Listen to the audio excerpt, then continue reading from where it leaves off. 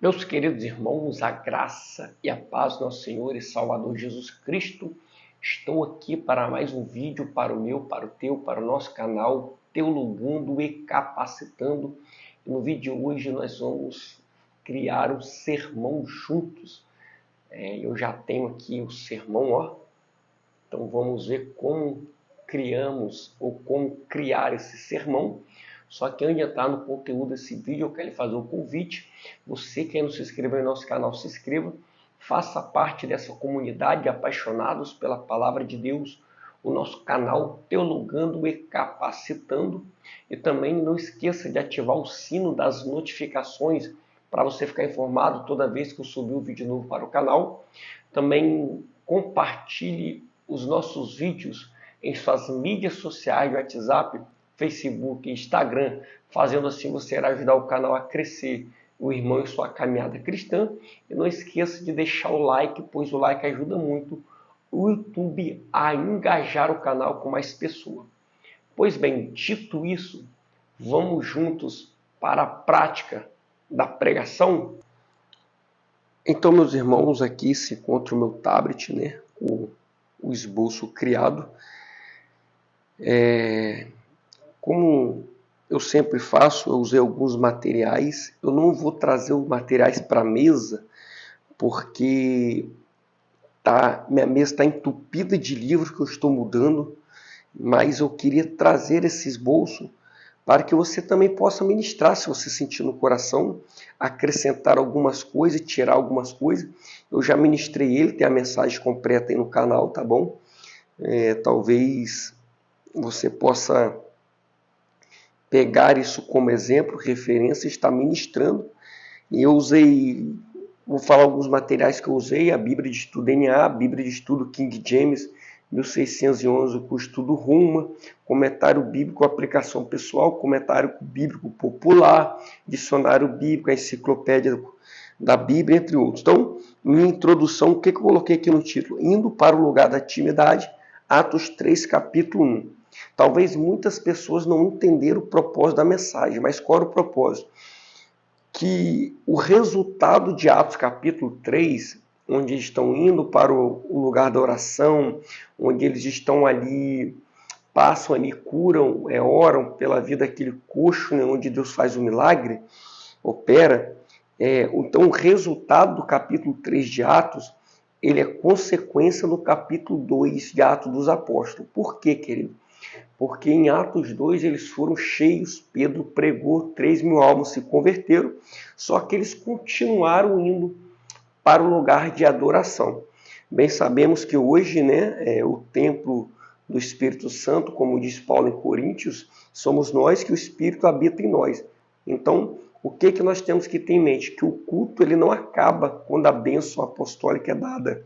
O culto ele continua, que nós somos templo, o Espírito habita em nós, o culto não pode parar. Então, algumas coisas que irão acontecer em nossa caminhada é consequência, o resultado da nossa permanência no lugar de adoração. Então, eu peguei que o Evangelho de Lucas e Atos, aqui eu fiz a narrativa do link, em que Atos relata os feitos pelos apóstolos, pelo início ali da igreja, podemos dizer, como está aqui. Também eu botei aqui, quando eu olho para o livro de Atos dos Apóstolos, no capítulo 3, eu vejo a atitude de Pedro e João, e eu tenho que entender uma coisa, que Pedro e João são discípulos. Primeiro ponto, eles são discípulos. Aí o que eu peguei aqui, a palavra discípulo aparece 270 vezes no Evangelho e em Atos, que vem do grego mátetes, que denota um indivíduo que se submete aos processos de aprendizado sob a responsabilidade de um professor. Ou seja, se discípulo é um indivíduo, uma pessoa que se submete ao aprendizado de uma pessoa, então Pedro e João, eles são aprendizes de alguém. E de quem? De Jesus Cristo. Primeiro passo. Eu peguei essa mesma palavra grega, mat, que é usada para discípulo, entrou na língua inglesa e na língua portuguesa como o termo matemática, que significa, literalmente dizendo, disposto a aprender. Então, esse relato aqui, o dicionário bíblico de Wycliffe me deu esse resultado aqui, tá bom?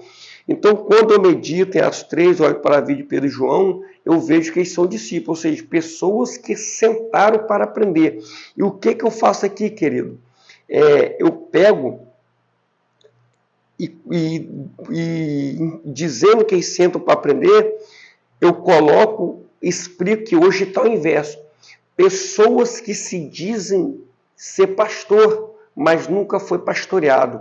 Pessoas que dizem que é pregador, nunca sentou para ouvir uma palavra. Então, os processos ministerial de quem quer exercer o ministério está investido, não por causa de quem é de frente de um ministério, não por causa de um pastor, de um líder, mas por causa de pessoas que não entenderam o que é ser discípulo. E quando não se entende, nós queremos acelerar o processo de Deus, ou seja, queremos fazer tudo do nosso jeito. Então, lembre-se, advertência para a igreja, que antes de cumprir o ID, temos que entender que nós somos discípulos, alguém que aceitou o convite da graça, vinde, e agora tem que assentar para aprender, ficai, para depois sair para fazer a obra ID. Então, o processo na vida de um cristão discípulo, ele se resume em 3, podemos dizer assim: vinde, ficai e ide. Mateus 11, 28, vinde a mim todos estáis cansados e oprimidos, renúncia, aceitar a oferta da graça e da salvação. Lucas 24, 49, eis que sobre vós envia a promessa de meu Pai, ficai, porém, em Jerusalém, até que do alto seja revestido de poder, obediência. E aqui que eu grifo aqui, eu quero ministrar para a igreja, é que eu abro um parêntese nesse ficai na obediência, porque eis que sobre vós envia a promessa de meu Pai, ficar em Jerusalém até que do alto seja revestido de poder. Ele vai falar ali de 2 esferas, né? Uma geográfica e uma espiritual. Interessante. Então, eu coloquei que não tem como eu ser cheio pelo espiritual sem ter posição geográfica definida. Ficar em Jerusalém é obediência. Ser cheio do Espírito é consequência. Então, olha só o que eu joguei para a igreja eles entenderem.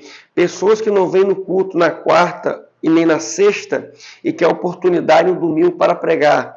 Pessoas que jovens, adultos que não vêm no cultos na quarta e sexta, que é oportunidade para tocar, para louvar. Então o que acontece? A sua posição determina se você está cheio ou se está vazio.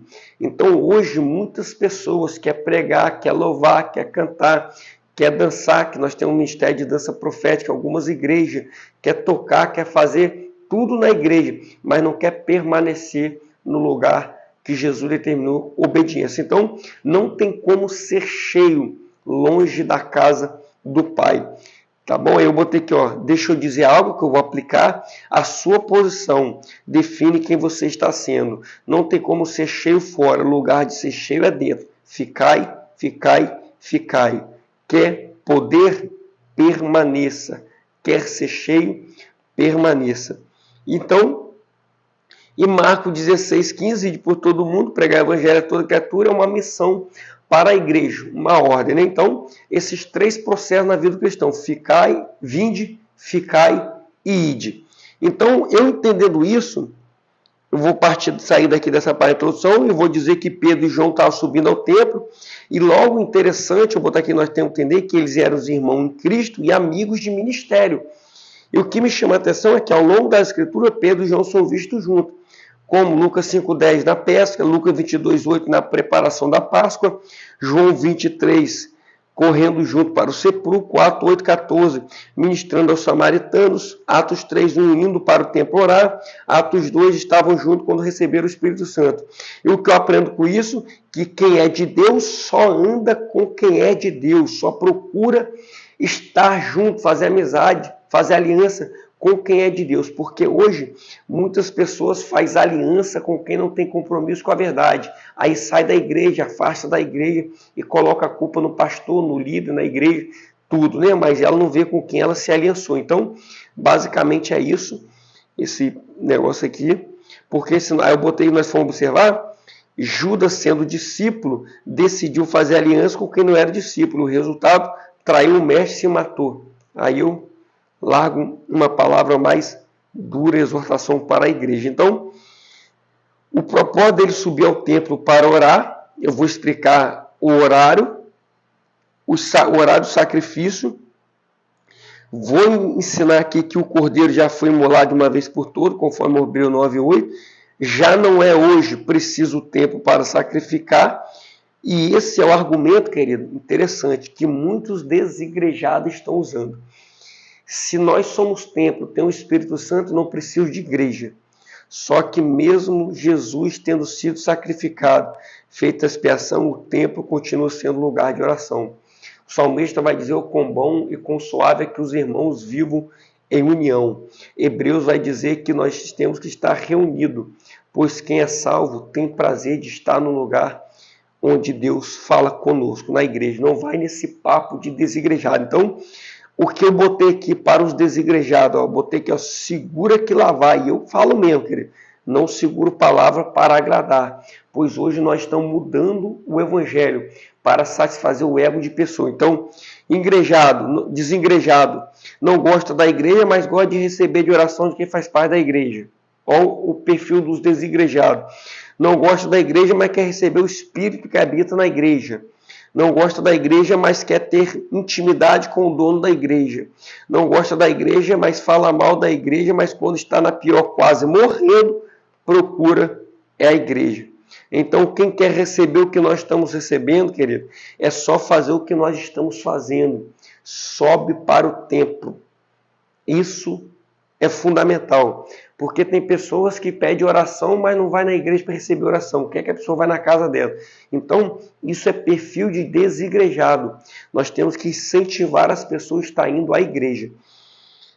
O resultado de Atos 3 é fruto de Atos 2, que eu disse, pois o culto não acabou, o culto não morreu, pois quem é cheio do Espírito Santo continua sendo cheio fora da igreja também. E uma conclusão, que aquele coxo, aquele mendigo, eu peguei nessa linha de raciocínio, tá? Tem várias interpretações, que pedir esmola, que quando Pedro e João diz para ele que não tem prata nem ouro, mas que tem em nome de Jesus eu te dou, levanta e anda, estende a mão, coloca de pé. Eu botei aqui, para resumir e terminar o vídeo, que é fácil de ver nesse homem a ilustração da salvação. Por quê? Ele nasceu coxo, todos nós nascemos sem poder andar de maneira agradável diante de Deus. Ele nasceu pobre, como pecador estamos falidos diante de Deus, incapazes de pagar a dívida, porque a salvação não é por mérito, nem por obra, é por graça. Terceiro, ele estava fora do tempo, por mais perto da porta que fiquem, todos os pecadores se encontram longe de Deus. Só que agora ele encontrou duas pessoas portadoras do Espírito Santo que não pregaram chave de carro, não pregaram cura através do envelope, mas pregaram na autoridade de Jesus Cristo. E no verso 8 ele entra no templo andando, saltando, louvando a Deus. Então eu coloco como obrigação o papel da igreja é pregar o evangelho para quem está fora possa entrar para dentro, louvando, adorando e glorificando a Deus. Então, queridos irmãos, esse aqui é um sermão basicamente dizendo que você possa aí, copiar, tirar algumas coisas, acrescentar algumas coisas, ministrar na tua igreja. Eu andei por essa linha de raciocínio, tá bom? Então basicamente é isso. Que Deus possa lhe abençoar e até o próximo vídeo em nome de Jesus. Amém.